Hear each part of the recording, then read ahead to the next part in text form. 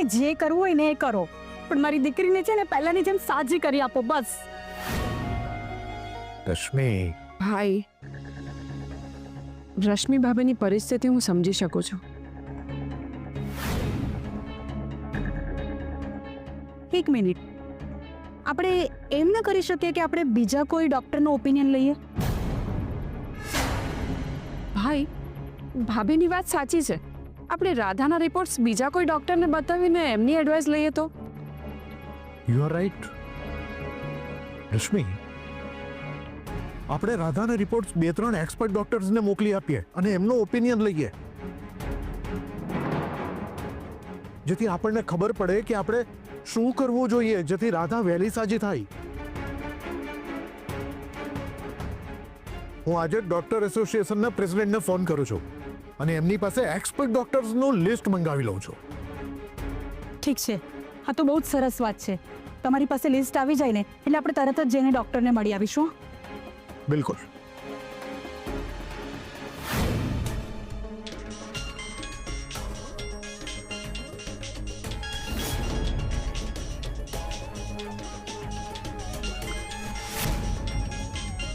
કિયારાનું miss call છે. ભાભી, ભાઈ, તમારે મારું હવે કંઈ કામ છે? ના મિતા, જા તું જઈને તારું કામ કર.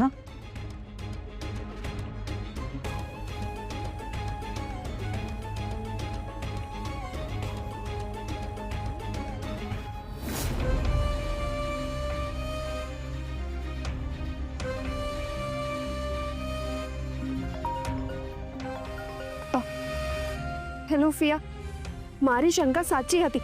વર્ષાબેન મારી જાસૂસી કરે છે. પણ વર્ષાને તારી જાસૂસી કરીને શું ફાયદો થવાનો? એ જ તો નથી સમજાતું ફિયા. કદાચ એ શૌર્ય માટે જાસૂસી કરતી હોય, કારણ કે મને મિલીએ કહ્યું કે એણે વર્ષા અને શૌર્યને બહાર મળતા જોયા છે. શું વાત કરે છે ફિયા? ક્યારે જોયા? રાધાના કોમામાં ગયા પછી મેં વર્ષાબેનને બહાર જ નથી નીકળવા દીધા. એ પહેલા મળતા હતા. અરે હા, બા પણ મને કહેતા હતા કે વર્ષાબેન છુપાઈ છુપાઈને કોની સાથે વાત કરે છે. નક્કી એ શૌર્ય સાથે જ વાત કરે છે. શૌર્ય એમને મારી પર નજર રાખવા માટે કહ્યું હશે. પિયા, હા, વર્ષાબેન આપણને ફસાવે ને એ પહેલા આપણે જ કંઈક કરવું પડશે. ઠીક છે, વિચારીએ છીએ. પણ ફિયા, એ બધું છોડ ને. તું એમ કે સેલિબ્રેશનનું શું થયું? તું એક કામ કર, સાંજે ઘરે આવી જા. હું મિલીને પણ ફોન કરી દઉં છું. આપણે ત્યાં પાર્ટી કરીશું. Okay, done.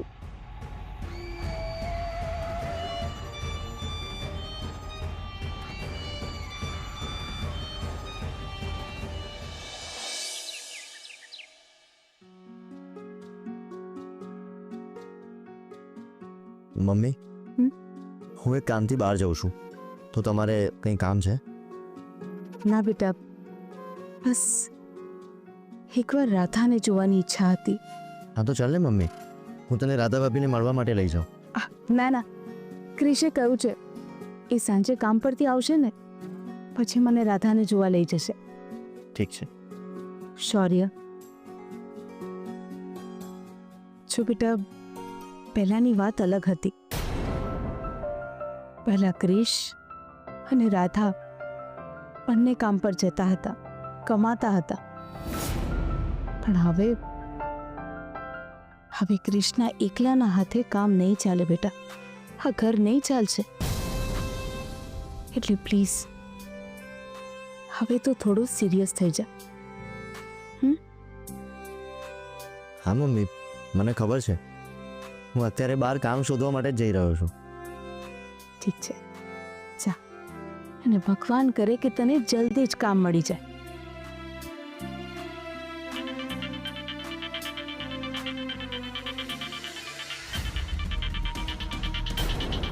વર્ષાબેનનો ફોન.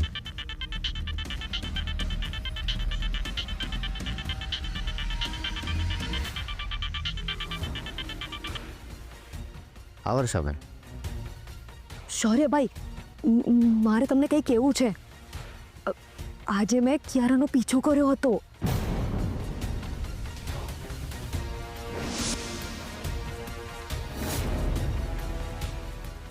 ઊભી રાખો, ઊભી રાખો, ઊભી રાખો.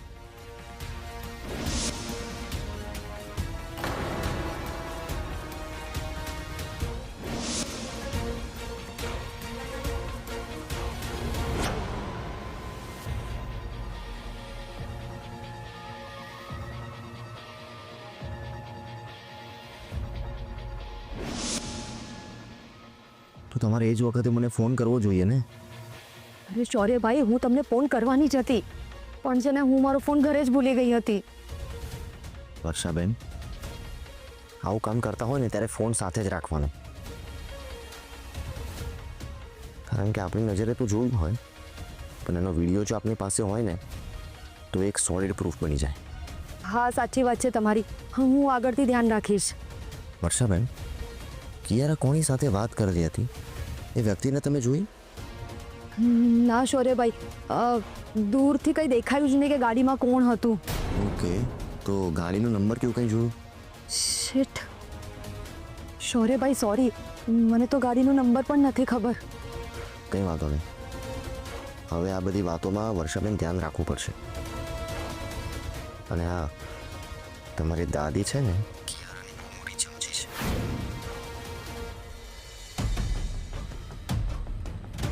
એટલે એની સામે ક્યારે આવી રીતે ફોન ના કરતા. હા હા શૌર્યભાઈ, દાદી આવી રહ્યા છે, હું તમને પછી ફોન કરું છું. હા.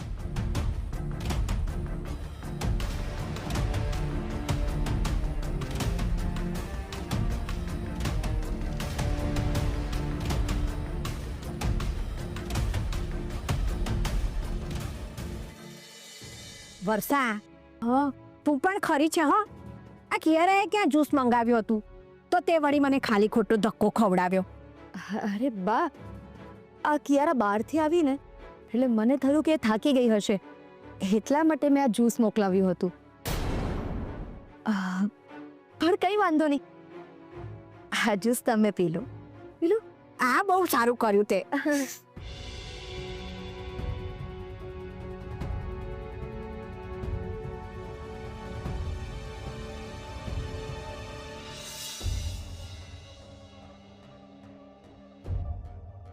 God bless you, but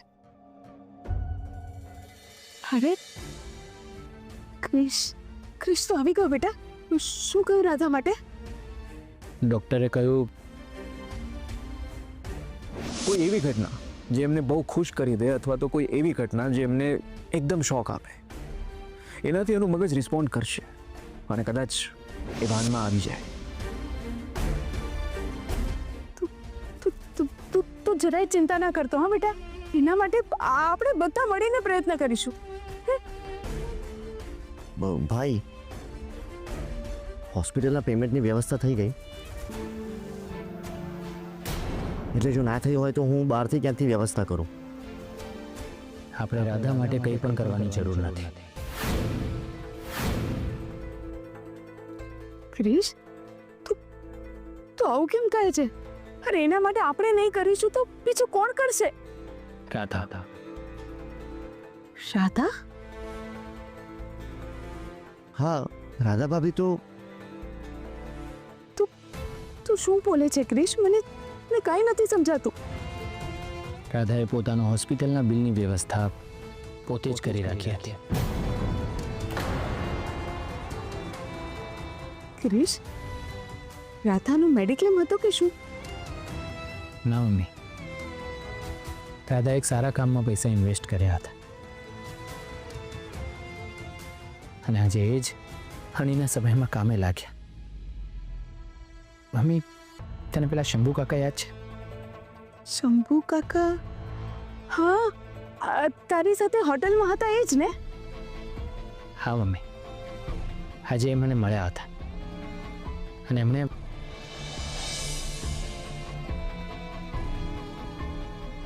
હાલે 1 લાખ રૂપિયા. મેં તમને કહ્યું ને કે હું કોઈના પૈસા નહીં લઈ શકું, અને હા તો તમારા પૈસા છે, તમે રાખો. આ રાધાના પૈસા છે. જોયું ભાઈ, મેં તમને કહ્યું હતું ને કે તમે બહુ નસીબદાર છો કે તમને રાધા ભાભી જેવા વાઈફ મળે.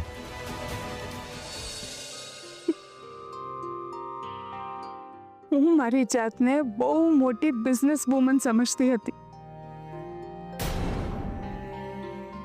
પણ જિંદગીના બિઝનેસમાં હું હારી ગઈ અને રાધા જીતી ગઈ.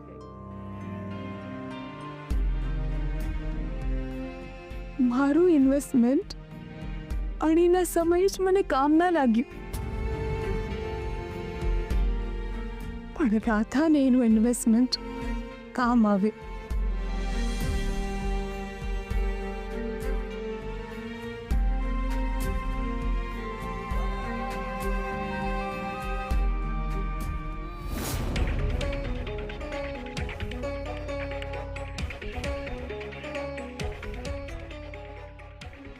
બા, હા. હું એક મીટિંગમાં જાઉં છું. ઘરમાં બરાબર ધ્યાન રાખજો. હા, અરે મારી મીઠડી, તું તારે બિંદાસ જા, હું બધું જોઈ લઈશ બેટા. પેલી ક્યાં છે? કોણ, વર્ષા? હા, એ જ. હવે હશે ક્યાંક ઘરમાં. જો બા, એને ખબર ના પડવી જોઈએ કે હું ક્યાંક બહાર ગઈ છું. ઓકે? તું ચિંતા ના કરીશ, હું બેઠી છું ને, ધ્યાન રાખી લઈશ. ઠીક છે.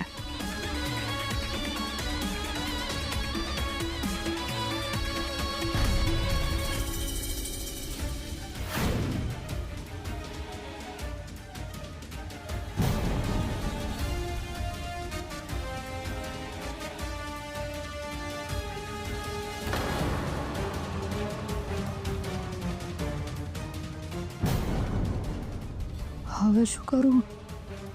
આ કિયારા ક્યાં ગઈ હશે?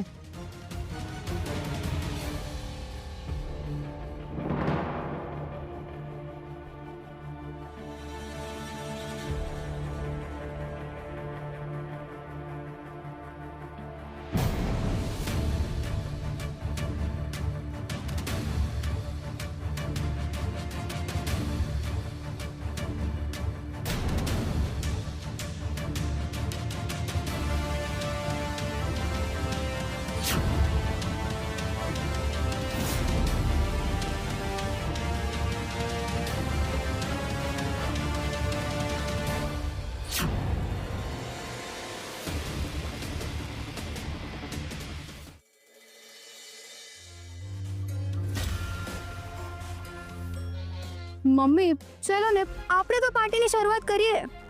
ચેલ મેલી, કિયારા હમણાં આવતી જશે. ક્યારે આવશે આ કિયારા?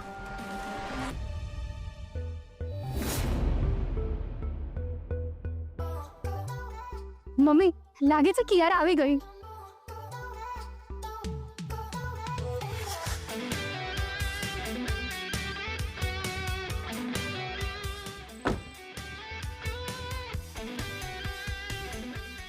મમ્મી, આવી ગઈ.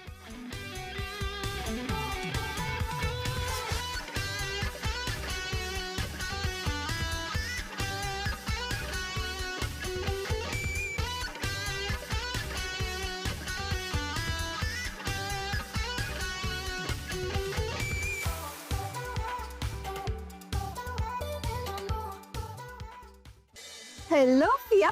How are you? Fine. Millie. Hi, Kiara. Hello.